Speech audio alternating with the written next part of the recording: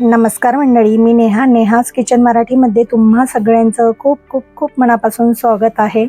आज आपण श्राद्धाची पितृपक्षातली ब्राह्मणी स्टाईल डांगराची भाजी कशी करायची ते पाहणार आहोत. खूप साध्या सोप्या पद्धतीने, खायला खूप अफलातून लागते, बघू शकता तुम्ही. चला तर मग सुरुवात करूया आजच्या व्हिडिओला. इथे मी हे डांगर घेतलेले आहे. आता हे मधून कट करायचं आहे. या पद्धतीने हे असं कट करून घ्यायचंय.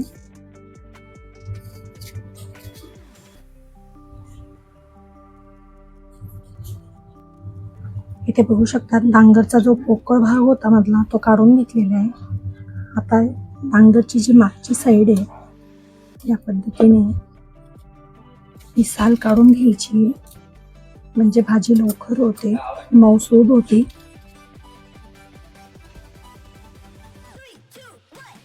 इथे पाहू शकतात आपण इथे डांगरची सगळी साल काढून घेतलेली आहे या पद्धतीने.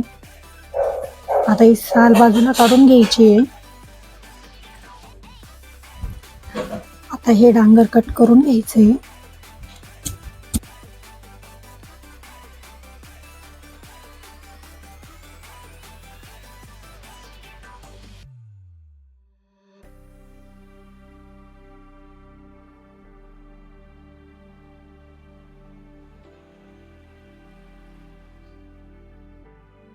नंतर या डांगरच्या अशा लांब लांब फोडी करून घ्यायच्या आहेत, कापून घेणार आहोत.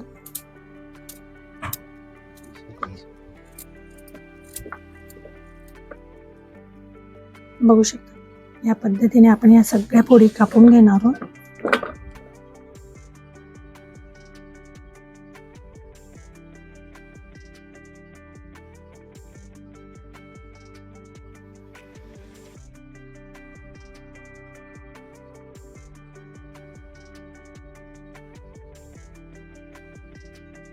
इथे बघू शकतात आपण इथे सगळं डांगर कापून घेतलेले आहे.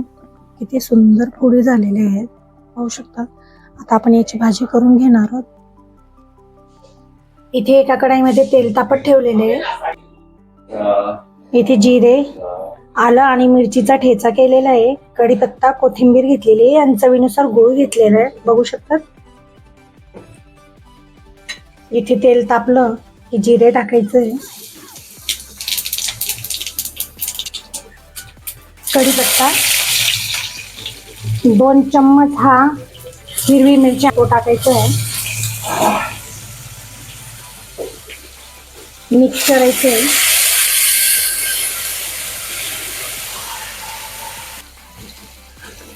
मिरचीचा आणि आल्याचा कच्चापणा जाईपर्यंत हे परतून घ्यायचंय, बघू शकतात.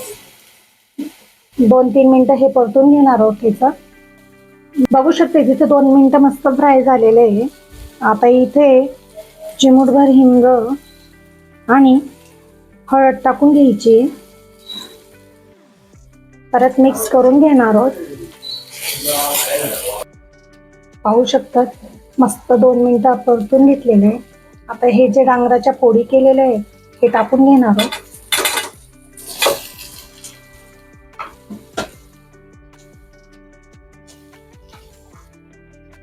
पाहू शकता आता मिक्स करून घ्यायचे. मिक्स झालंय. इथं आता चवीनुसार मीठ टाकून घ्यायचंय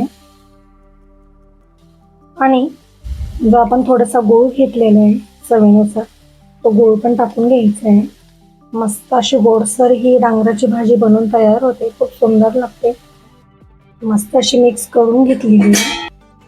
आता झाकण ठेवायचंय, 2 मिनिटं वाफून घेणार आहोत. पाहू शकता तिथे 2 मिनिटं झालेले आहे. मिक्स करून घेतलेले. आता इथं बारीक चिरलेली कोथिंबीर टाकायची आपल्याला. परत मिक्स करून 10 मिनिटं हे शिजून घेणार आहोत. इथे आपली भाजी झालेली आहे, बघू शकता. आता ही काढून घ्यायची आहे.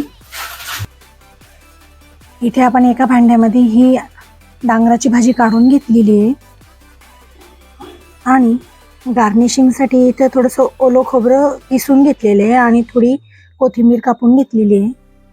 हे आता इथे टाकून घेणार आहोत.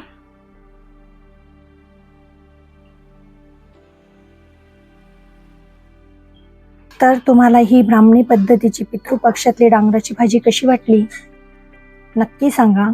आवडली असेल तर एक वेळा नक्की ट्राय करून बघा आणि व्हिडिओला लाईक करा, शेअर करा, कमेंट करा, सबस्क्राईब करायला विसरू नका. पुन्हा भेटूया अशाच मस्त छान छान रेसिपीसोबत. धन्यवाद.